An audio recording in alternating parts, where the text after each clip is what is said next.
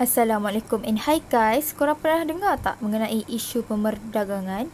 So korang mesti tahu berkaitan pemerdagangan kanak-kanak. So jom kita terakai apakah itu pemerdagangan kanak-kanak. Hai guys, okay. So hari ni aku nak terangkan sikit lah mengenai pemerdagangan kanak-kanak. Okay, so sebelum ni orang selalu cakap pasal pemerdagangan manusia kan. So macam benda kira biasa lah untuk Malaysia ni berlakunya pemerdagangan manusia. Okay, so aku nak terangkan sikit lah. Okay, biasa manusia ni dia merangkumi semua orang.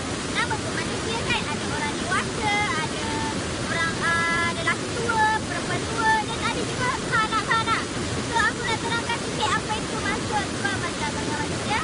Okey, pemerdagangan manusia ni maksudnya adalah contohlah ada seorang ni ataupun satu geng ni ataupun satu organisasi ni dia cuba solek, dia tangkap orang tu dan dia rekrut, dia akan hantar dekat mana-mana tempat ataupun biasanya kita akan dengar orang-orang solek ni dia akan bawa ke luar negara secara haram. Contohlah dia bawa dekat Thailand ke apa untuk dijadikan apa kau tahu tak dijadikan apa? Sebagai buruh paksa, sebagai bekerja, sebagai dijadikan untuk tujuan seks komersial. Itu dia. So hari ni aku nak upas apa itu pemerdagangan kanak-kanak. So stay tune. Jom kita tengok pula statistik pemerdagangan kanak-kanak. Terdapat lebih daripada 40,000 hamba di dunia. Dilaporkan bahawa kanak-kanak Malaysia diseruduk ke Thailand, Indonesia dan Taiwan untuk seks komersial. Terdapat lebih daripada 5,000 pekerja seks komersial kanak-kanak di Lembah Kelang. Kita tengok pula jenayah pemerdagangan manusia tahun 2017 sehingga Jun 2019.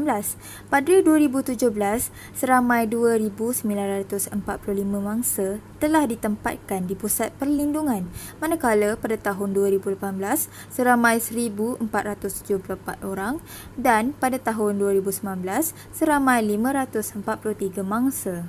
Bagaimana pula sasaran mangsa pemerdagangan kanak-kanak? Jom kita dengar.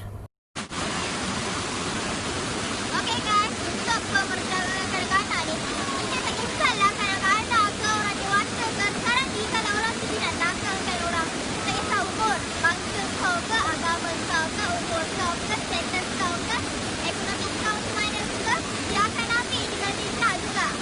So sekarang ni mangsa-mangsa ni tu kebanyakannya umur 18 tahun ke bawah.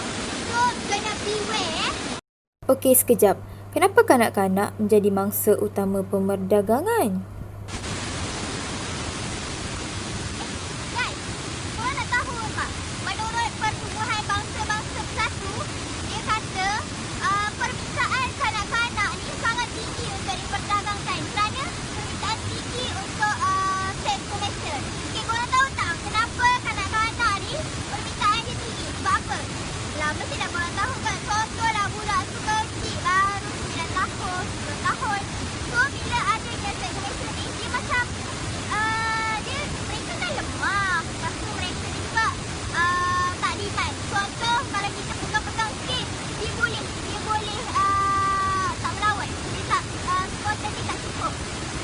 Dan dia juga tak demand lah. Contoh kan kita ada bayaran. So dia macam tak demand lah. Tak apalah berapa-berapa pun dia macam terima je. Dia tak demand. Dan dia juga seorang yang polos. Okay. Seterusnya, kita ketahui pula bagaimanakah teknik pemerdagangan kanak-kanak. Teknik pemerdagangan kanak-kanak yang pertama adalah pengaruh setempat yang membantu mereka atau pedagang ini mengenal pasti orang yang berpotensi dan terdedah untuk menjadi mangsa.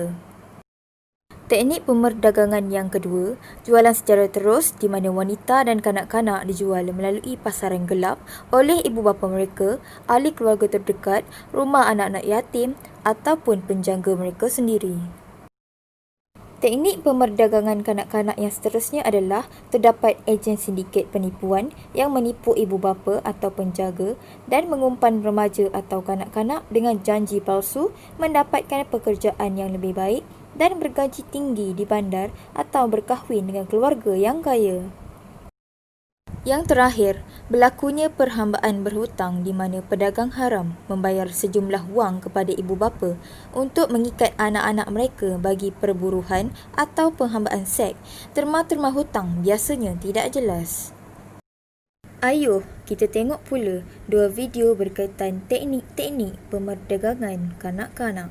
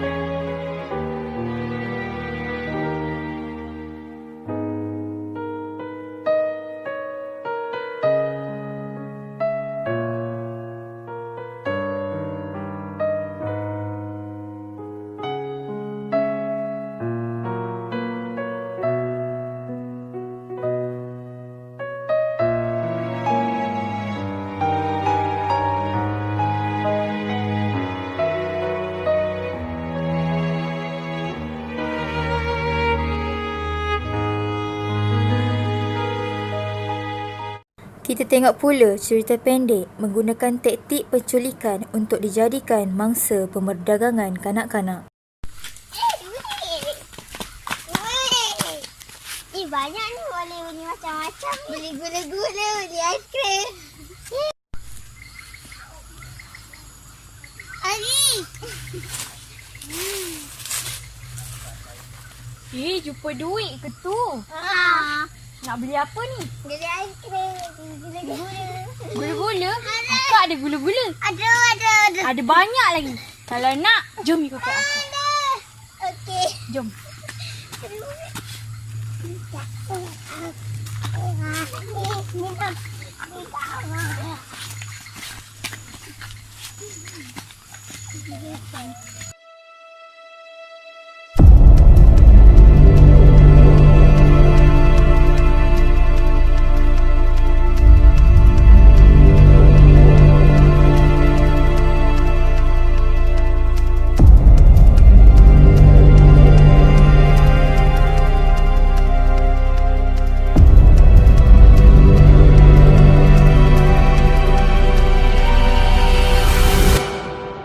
Harta atau insan yang hilang sukar diganti. Macam mana dengan 2 video tadi? Kalau jadi dekat korang, agak-agak macam mana ya? Kejap. Jangan pergi lagi. Jom kita tengok pula apa yang berlaku dekat mangsa pemerdagangan kanak-kanak ni ya. Ada yang kena culik macam dalam video tadi. Ada juga yang dikurung. Ada juga kanak-kanak yang dipaksa untuk menjadi pelacur. Buruh paksa, berkahwin paksa. Kanak-kanak juga akan menjadi mangsa perdagangan organ, penjualan bayi dan juga dipaksa untuk meminta sedekah. Jom kita tengok pula berita mengenai mangsa pemerdagangan kanak-kanak. Isu pemerdagangan manusia terutama mengeksploitasi kanak-kanak sebagai alat mengaut untungan pernah menggemparkan negara satu ketika dulu. Setelah digempur pihak berkuasa, ia seakan lenyap, namun apa yang dirakam lensa kamera Astro Awani pada malam Isnin di lokasi tumpuan pelancong di Ibu Negara menyingkap kisah sebaliknya.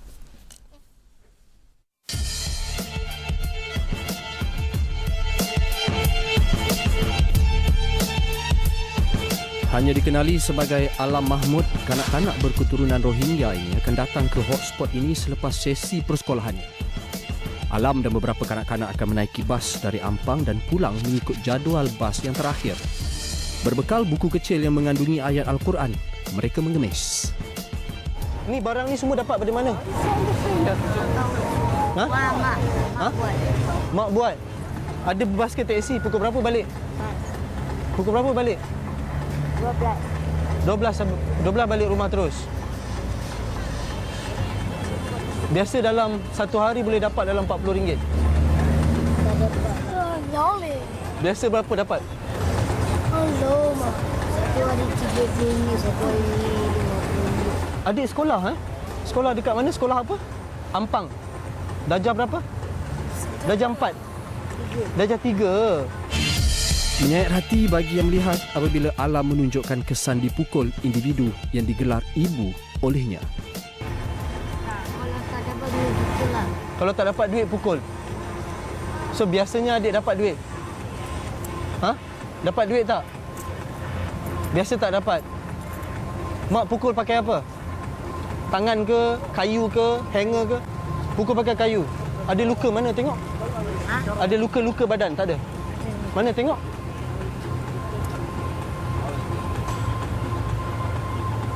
Mak pukul lah. Pakai kayu. Berdarah. Abah tak ada? Abah? So tak ada siapa tengok lah. Banyak faktor perlu diambil kira semua pihak yang bukan sahaja berkenaan tarikan pelancong. Sarawani telah memanjangkan perkara ini ke pengetahuan pihak berwajib termasuk Biro Aduan Komuniti. Nantikan perkembangan selanjutnya dalam Isru Awani pada Rabu.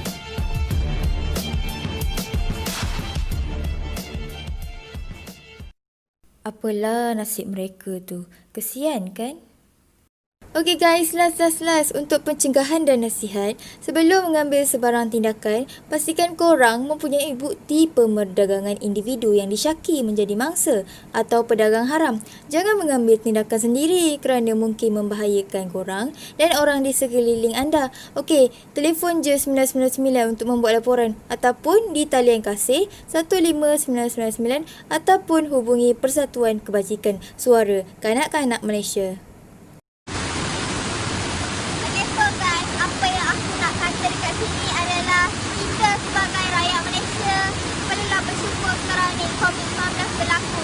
Ada hikmahnya, pasti ada hikmahnya. Jenayah dekat negara pun masih kekurangan. Kita tak dengar sangat ada apa isu-isu negara ni kan. Okay, so kita sebagai rakyat Malaysia perlulah peka dan prihatin kalau rasa-rasa ada berlaku sesuatu yang tidak menginginkan. Cepat-cepat laporkan pada pihak berkuasa. So, satu saja aku nak cakap, Matras Pemerdagangan Kanak-Kanak. Bye.